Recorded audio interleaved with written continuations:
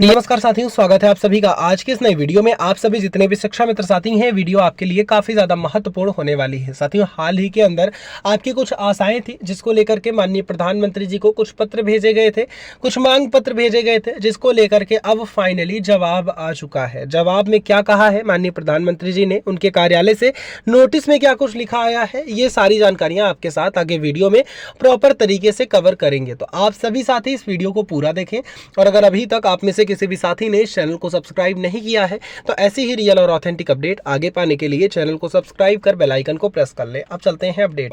2000 जो वृद्धि हुई 2023 में नहीं मिला है, वो यहाँ भी नहीं। पता नहीं कौन लोग कैसे बैठ के ये पत्र लिखते हैं या उसका क्या जवाब देते हैं, उन्हें कुछ पता नहीं है। वो लिख रहे हैं कि 23 अप्रैल 2023 से ये लागू है, जबकि वो 22 से लागू है। 2021 में मुख्यमंत्री जी ने घोषणा की थी जब विधानसभा चुनाव में गए, और जैसे ही नई सरकार बनी थी उन्होंने कैबिनेट में पास करके इसे लागू कर दिया। बहुत अच्छा शिव कुमार जी, क्योंकि विक्रम सिंह जी भी साथ में जुड़े हैं और इनके पास सारे तिथिवार आंकड़े भी है। और अगर गलत जानकारी एक सरकार दे रही है, एक राज्य सरकार दे रही है, वो भी प्रधानमंत्री कार्यालय को, ये बड़ी गंभीर बात है और ये इसका संज्ञान भी लिया जाएगा और पुनः पत्र भी लिखेंगे इसके तहत। मैं पत्र का आधा भाग जो है कि यह जो जवाब गया है उत्तर प्रदेश सरकार से, ज्वाइंट सेक्रेटरी हैं माननीय भास्कर पांडे जी, उनके कार्यालय से शायद 321 या 323 नंबर कमरा है सचिवालय में उनका, वो भी दिया हुआ है। उन्होंने लिखा है। इसमें दो चीजें जो मुझे समझ में नहीं आई, एक तो सुप्रीम कोर्ट में जो 17,000 या हाई कोर्ट में जीते हैं, ये इसका उल्लेख भी इन्होंने नहीं किया है। और सरकार गई है सुप्रीम कोर्ट में शिक्षा कर्मियों और या अन्वेषकों को भुगतान न देने के तर्क को लेके, यह भी नहीं बताया गया है। प्रधानमंत्री कार्यालय ने तत्काल जानकारी मांगी इसको लेके संदर्भ में, लेकिन जो जानकारी दी गई है वो अधूरी प्रतीत होती है, पहली चीज। दूसरी चीज, पत्र में हमने एक बिंदु और रखा था, हम मिलना भी चाहते हैं, उसको लेके कोई जवाब प्रधानमंत्री कार्यालय से नहीं मिला। इसलिए हम पूरा पत्र लिखेंगे शिव कुमार जी कि भाई विक्रम जी से लेंगे, क्योंकि प्रधानमंत्री जी के संज्ञान में अब आ गया, पीएमओ कार्यालय के संज्ञान में आ गया ये मसला, पहली चीज। और यदि गलत जानकारी ये दिए हुए हैं तो हम निश्चित रूप से इसको, ये जो न्यायालय में केस चल रहा है वहां पे भी इस जानकारी को, क्योंकि एक अधिकृत जानकारी है शिव कुमार जी, पीएमओ के कार्यालय से जो भी जानकारी मिलती है वो अधिकृत जानकारी है, और इसका निश्चित रूप से आगे कोर्ट के केस में भी इसका उपयोग कर सकते हैं। और ये बात तो तय है कि प्रधानमंत्री कार्यालय के संज्ञान में पूरी बात आई, उन्होंने जानकारी मंगाई।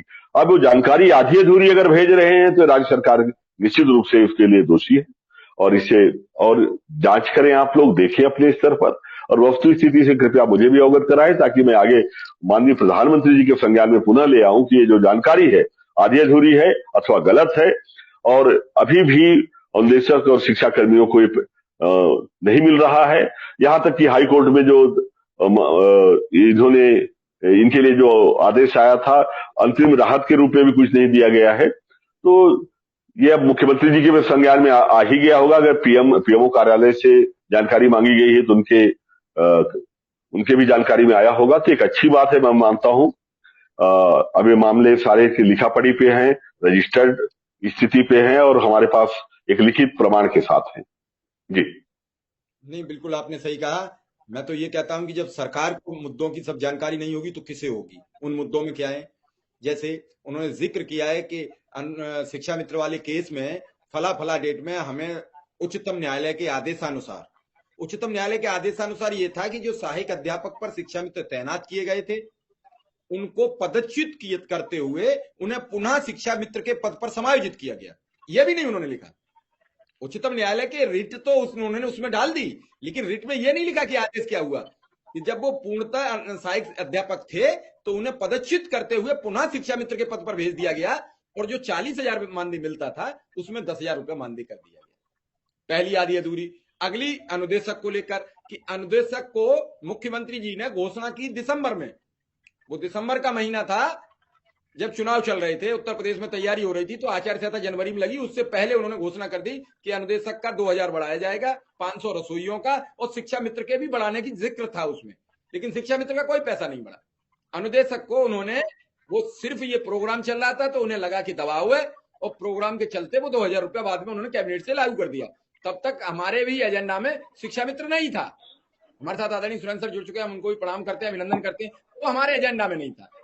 ऐसे ही उन्होंने जो आपको जवाब दिया वो बिल्कुल गोलमाल है, और सरकारें गोलमाल जवाब जरूर देती हैं, लेकिन जब चाहती हैं कि कोई पढ़ा लिखा व्यक्ति हमारे जवाब पे आ गया है तो हमेशा